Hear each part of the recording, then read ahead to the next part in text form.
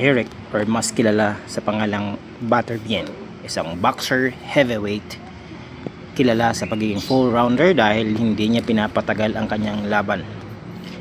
Ito ang gabi na kung saan makakalaban niya ang sinlaki niya. Ayun na, damay pati referee oh. Pero sa laban nilang ito, hindi ito boxing.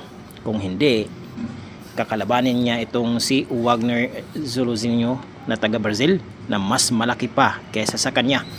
Ang timbang ng dalawa kung pagsamahin ay almost 500 kilos, or that's nearly half a ton. Lahat ng mga tao ay hindi naniniwalang matatalo itong si Zulu ni Butterbean, given na si Butterbean nga ay hindi naman grappler para sa MMA. Pero pinutunayan itong si Butterbean. Look at this sequence of events here. He's throwing punches, then throwing some knees, and there you go. Ayan oh, ang bilis niyang gumalaw mga boss. Nabaliktad niya yung sitwasyon. Siya ngayon yung nangingibabaw. Now he is in control. Not completely. He tried to lock the arms of Zulu. Look at that one. Pero makikita mo yung resistance dito ni Zulu. He's trying hard using his weight. Malaki to eh, you know. He's using his weight. He's throwing punches to the head, throwing some knees to the side.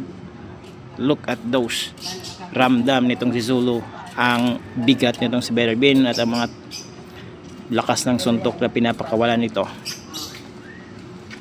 Grabe, ginagamit talaga niya yung lakas niya dito at ang bigat. Syempre ayun na, nalock niya na yung arms, and there you go, suko.